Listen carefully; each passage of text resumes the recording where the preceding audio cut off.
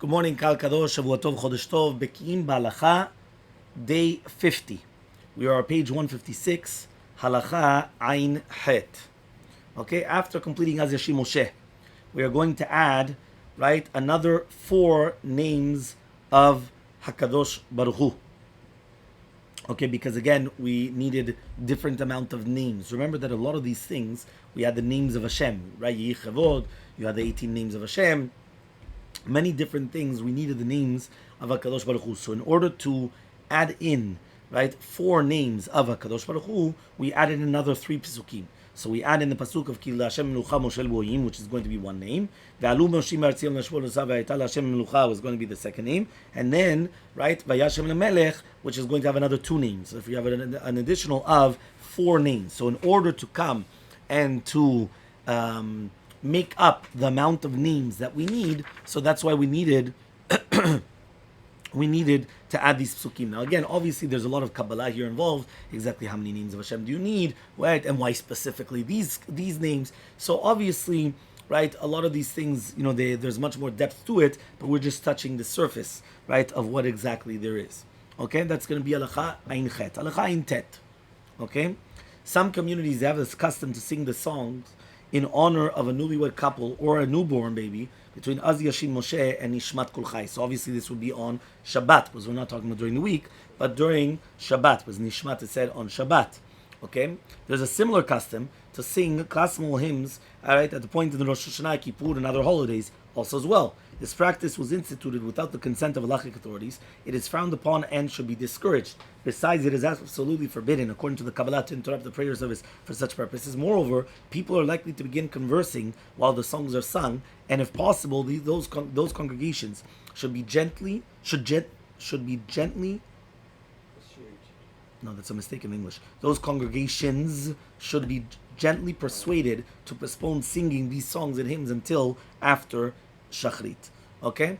And by the way, you should know that was one of the minhagim in Morocco, right? And amongst a lot of also Jewry as well, where they would actually come and they would actually add it in. That's why if you actually pay attention, we always, after Amidah, we come and we say, go to page whatever it is. And it's right before Nishmat, or it's right before Yishtabah, or it's right before, you understand? Why? Because of this. So we actually do it after Kaddish Tit Kabal, like what he said. Obviously, first of all, there's pasek, there's an interruption, and besides also the problems of interruptions, you also have other problems as well, which is going to be that people start talking. When they're sing-song, people start talking, right? That's why even when we come and we know that during the Kriyat Torah, you're not allowed to talk. And even in Gavra Legavra, right, it's not that simple you're allowed to talk. So therefore, even if it is that we're going to try to sing, but we don't try to sing 20 minutes. We have to try to sing fast, because if you're going to start singing, you're opening up the door that people are going to come and they're going to be talking. The same rule applies to the hymn of Mi Chamocha, Ve'en Kamocha, that we're going to do Shabbat Zachor, which means not this Shabbat, next Shabbat, right? There's a very famous song which we're going to do after Shachrit. Some people think that only Moroccans do it, right? Because they don't realize that the Dot Mizrach also do it. This is a proof also, you're going to see here, that the Dot Mizrach do it. There is a minhag though that sometimes the Dot Mizrach does it before Mincha, but since they come late to Mincha, so then they don't realize that they actually do it, right? But again, the Dot Mizrach also sing Mi Chamocha. We do it though after the Shachrit, after Kaddish Tit Kabal, meaning before Petichat Hechal, we come and we do the Mi Chamocha, and we finish a Tauret Aladat, and then it comes in with a Tauret Aladat, right? But there are other customs that they'll do it, but they'll do it by Mincha time, Mincha Shabbat, okay?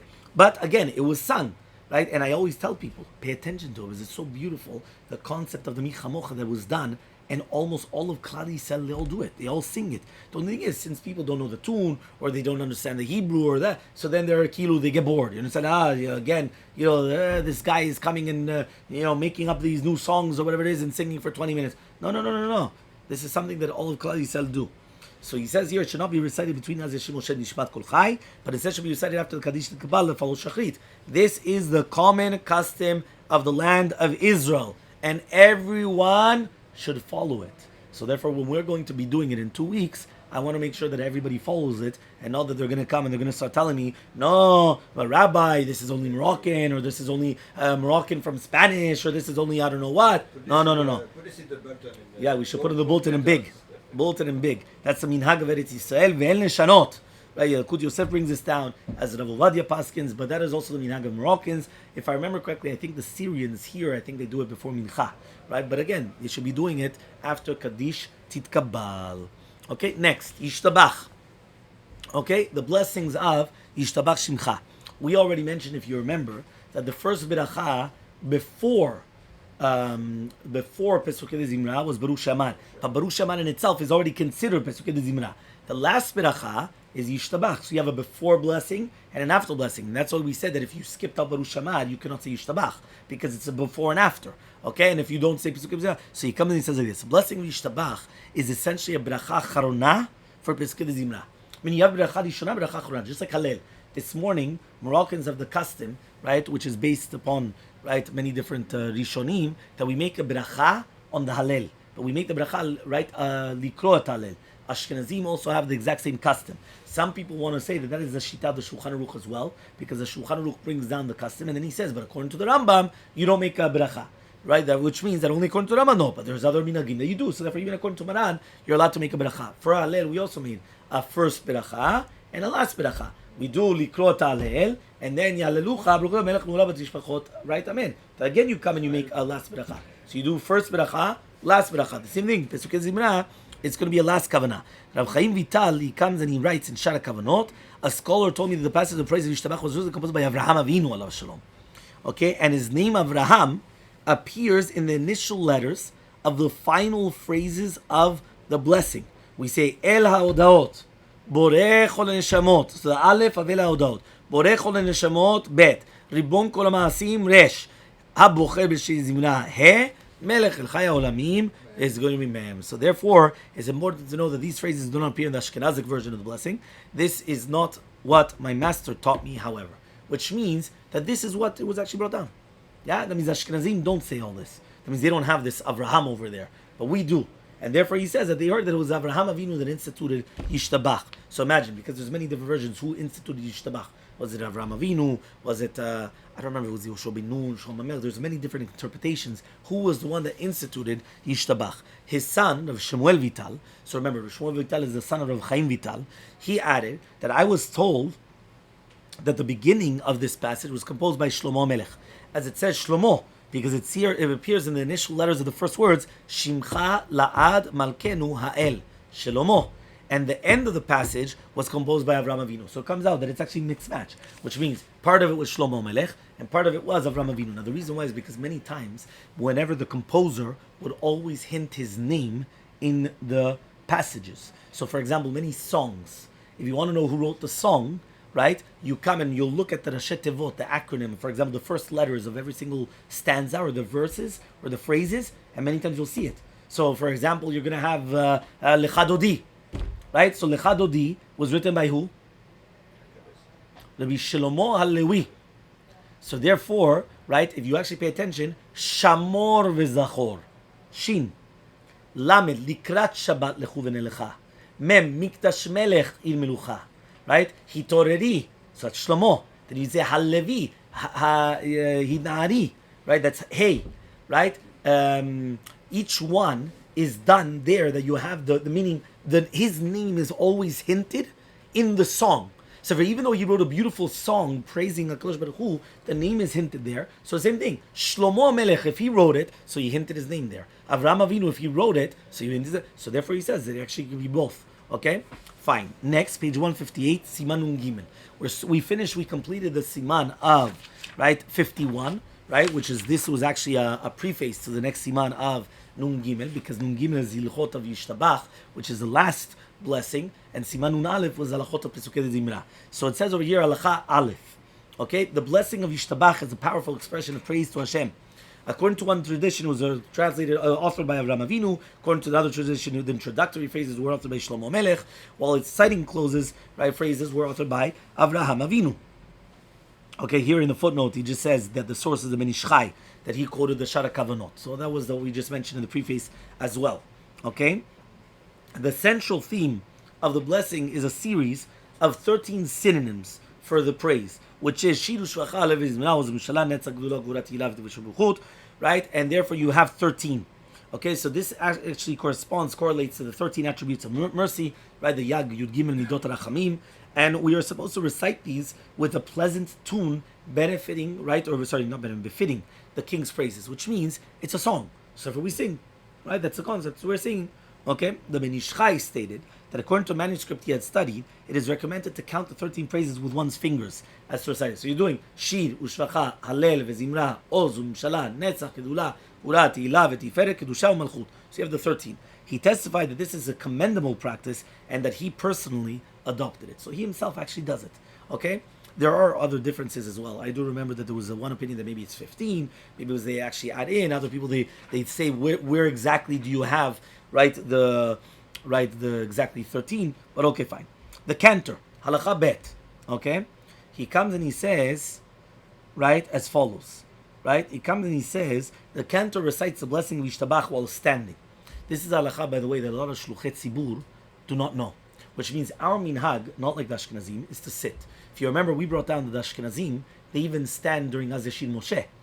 Right? You remember we said that the Ashkenazim even stand. That means the Ashkenazim stand by Vayvarech David, and they only sit after Yishtabah. Or not even after Yishtabah, because technically there's Kaddish, and Ashkenazim stay after the Kaddish, right? After the Baruchu, then they sit. But for Sfaradim, we sit by Atar Shalom Elokim. The Shliach Tzibur, one more time I repeat, the majority of Shluchet Tzibur do not know this halacha. The halacha states that the shliach tzibur stands by Yishtabah. That's because, like its footnote says. Shulchan Aruch says it. Shulchan Aruch says it. Okay? 1 second. We didn't get to the footnote. 1 second. But that's Shulchan Aruch mefurash, which means, again, Shulchan Aruch, nobody argues. Right? He says you stand. Now, it does happen again sometimes that we don't know who's the shliach tzibur, so then you only tell him and then he realizes. But if he already knows that he's shliach tzibur, right? So therefore, by Yishtabah, he already stands up. He stands up. Okay? However, though, the tzibur themselves, we do not stand up, and that is a pashut amongst all the Sephardic Jews, that we do not stand up. The custom amongst Ashkenazim is that they do stand up, even if they're praying by themselves. I mean, even if they're by themselves, they do stand up. So it says 234. The Ram Gaon explained that since the Shliach Tzibur recites the Kaddish immediately after Yishtabach, he stands up in preparation for reciting the Kaddish. The Mishnah added that since the cantor is already standing at the Teva, there will be no lapse of time between the blessing and the Kaddish, which means Tircha de Tzibura, which means something very, very interesting. Somebody actually just told me this, that a rabbi told him something very, very interesting, right? So this rabbi told me over it. He said he heard it in the name of a big rabbi. He went and he said like this. He says, when is Tircha de Tzibura? He says, you know when Tircha de Tzibura only applies? Only when there's quiet. When there's no quiet, there's no Tircha de Tzibura. What does that mean? For example, it could be that if I'm going to be and I'm saying something, as long as we're in the midst of saying something, there's no Tircha de Tzibura. But if you have to wait, that's when the Tircha de Tzibura comes. Right? Why? Because now everyone's just new. You understand?